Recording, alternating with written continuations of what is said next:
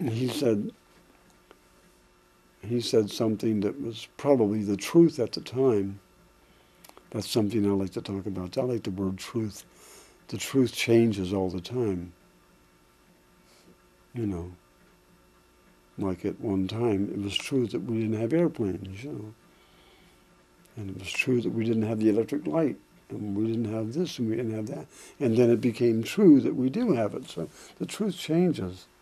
And I bring that up because of what Bill told me. And I'm only, I mean no disrespect to Bill either, because Bill's a wonderful pickup maker and a nice human being, as I recall. I never physically met him personally. I talked to him on the phone a lot back in those days.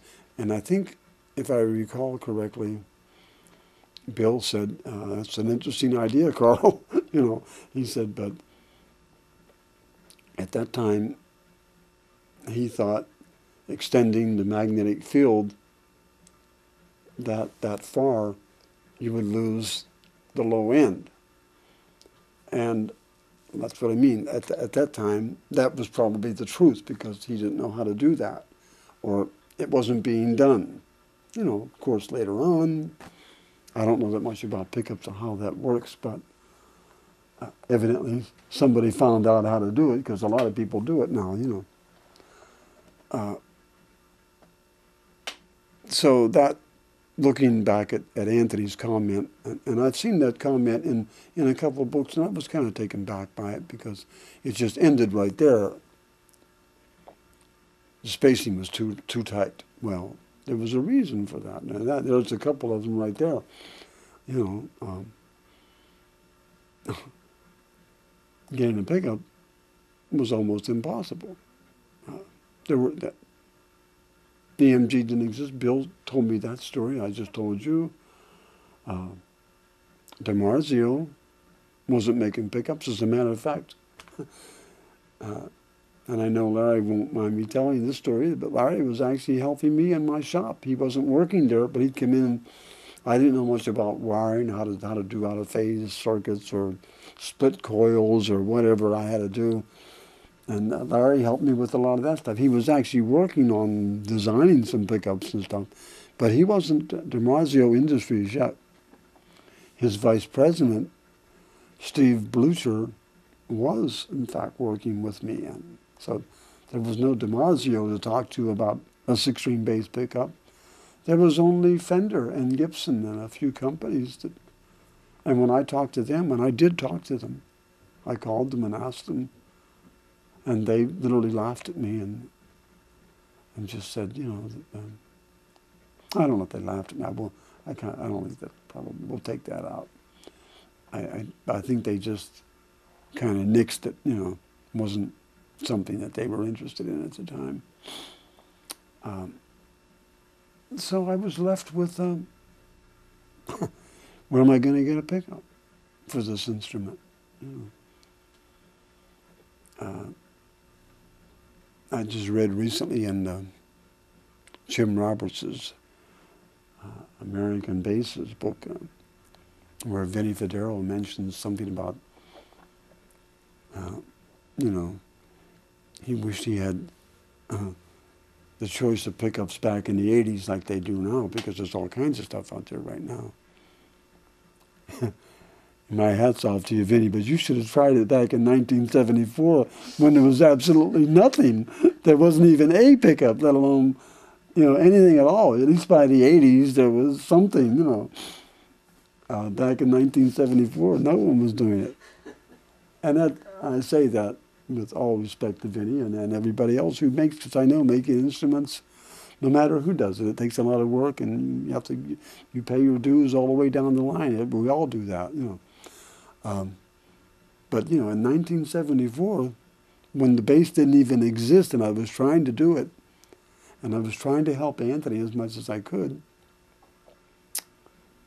And also, there's another point about that bass that Linda brought up.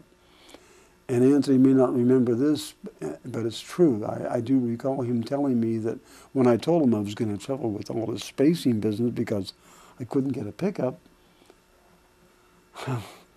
he said, well, you know, in a way, Carl, maybe it's a good idea, because I was planning on using I was planning on playing this thing with a pick anyway, so it might be better, you know.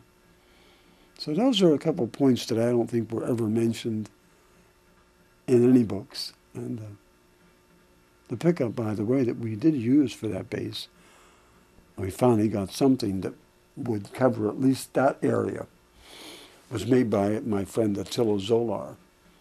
Attila Zolar is, or was, he just passed away a few years ago too. All my friends are passing away. Attila's a great, legendary jazz guitar player. He came from Hungary, and he made pickups for Hohner, and I think he designed some stuff for Schaller too, I'm not so sure. Shadow pickups, all the shadow pickups, especially the jazz guitar pickups, those were all designed by Attila.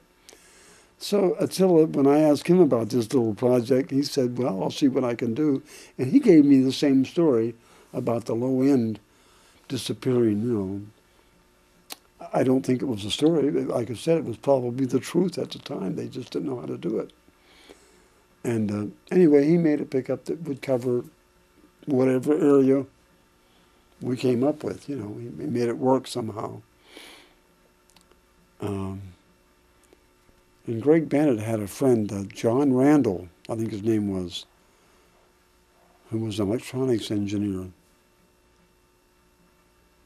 And we had talked to him about a preamp. Now, mind you, active circuits, they weren't even in existence in those days. Nobody was doing that, you know. Maybe maybe Alembic had done some things with that, but it wasn't really on the market, and it wasn't something that everybody had. So this guy, John Randall, made a little preamp so we could have separate bass and treble controls for this 6-string bass that we were making for Anthony.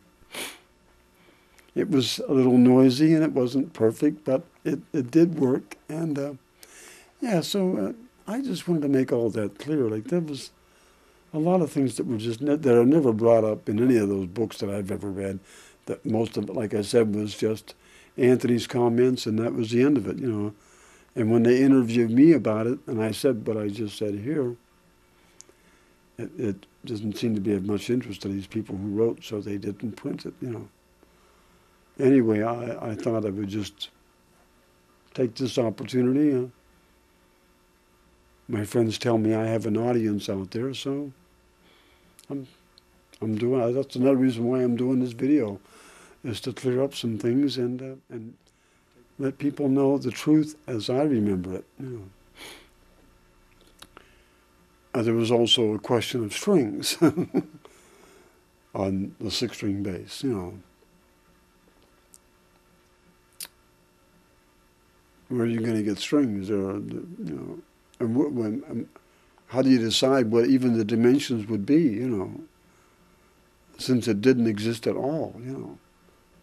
And at that time, John DiGiorgio was making strings for me, John Sr., and I went out there, and they literally did laugh at me. I mean, I remember John saying, "Carl, what are you, crazy? With a 6-string bass, well, who's going to play it?" I said, "Well, probably everybody someday." You know, I don't know.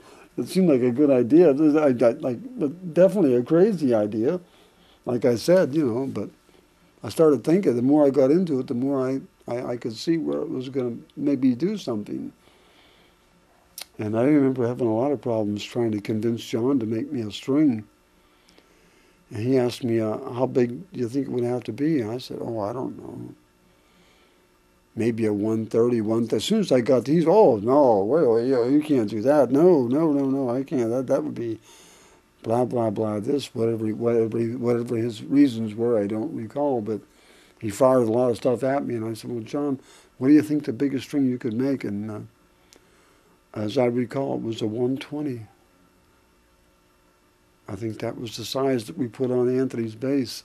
So there was a lot of things were wrong with Anthony's bass, there's no question about it, you know. But hey, that was the first one, and anybody who did anything after that had it a whole lot easier than I did, I can assure you, you know.